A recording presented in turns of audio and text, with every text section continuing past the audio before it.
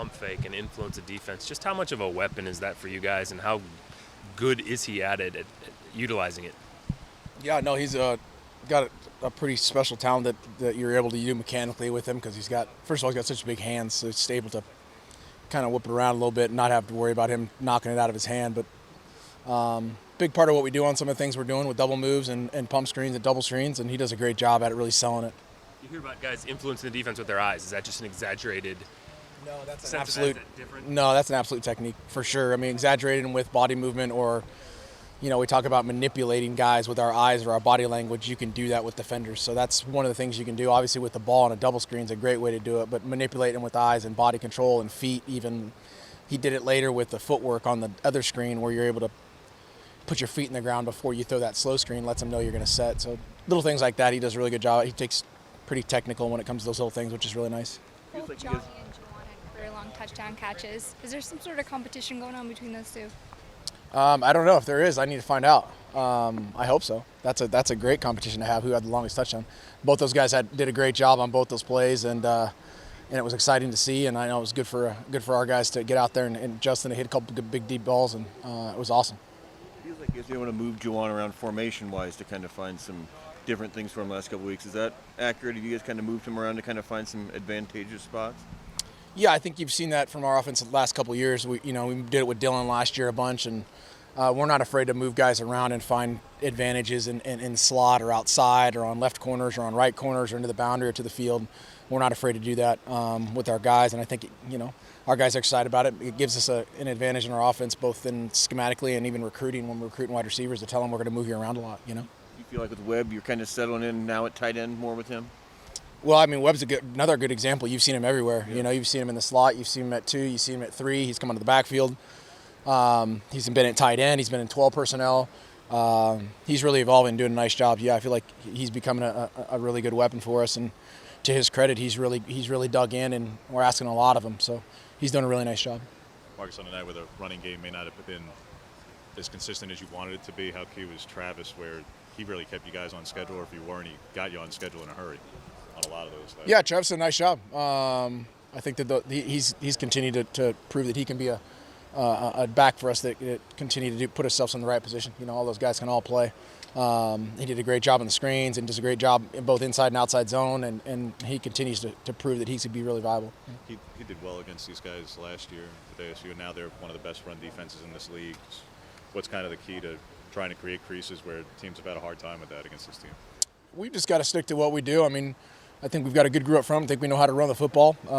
We've got to make sure that we got great communication and technique and fundamentally sound. And, you've got a defense that moves around a lot, does a great job at the line of scrimmage and in the box. And we've got to do a really good job. We've got a great test. I think they're excited about it. The touchdown to Juwan, a play that's been in the playbook and plot, or is that something that you add in as the season goes along and guys get more comfortable with more things? Yeah, I mean, those are part of your oddities. You work a handful of them each week over the course of the year, and sometimes you keep working on. We've worked that one for, quite a time, and there's a few more that things that we've done that you just get at the right time in the right place. And guys that worked that one for a while, they did a great job executing it. Really nice job. Looked like perfection. I mean, in terms of getting it back to him, and then the throw's right on the money and right in stride, and Juwan's right where he needs to be. Yeah, I think that's a good. Those guys they've done a great job working that play over and over and over, and you never know what's going to come to fruition, and they made it count. Sometimes you have to run that in practice to feel comfortable. Let's call it in a game. I personally will never run that, Matt. So I will pull a hamstring if I ran that route or throw my arm out. You run your oddities, 3-4 times to feel like it's going to be like, the key to it is got to run at full speed.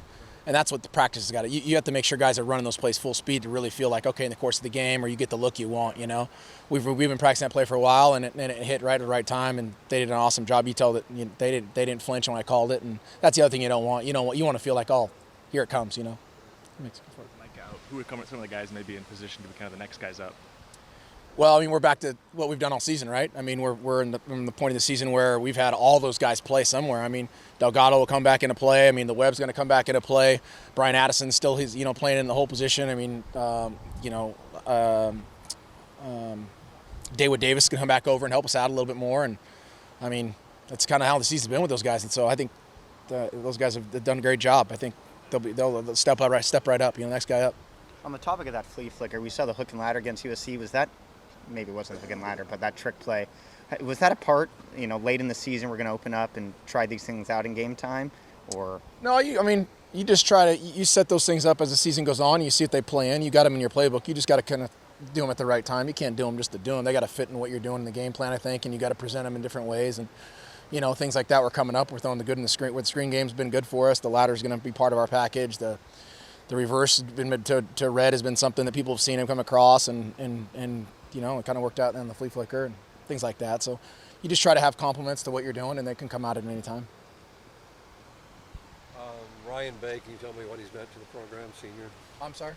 Ryan Bay, what he's meant to the program as a senior? Oh, Bay's done an awesome job. Another example of a guy, kind of a Swiss Army knife. We've kind of been asking him to do a whole bunch of stuff and at the tight end position with where we're at with Cam down and Breland down this year, let alone last year. Same thing, He's done an awesome job, man. He's done such a good job of being a guy in the box and being a tough guy and working every day and ultra competitor, athletic, program guy. He wears that O on his chest with pride, and he should.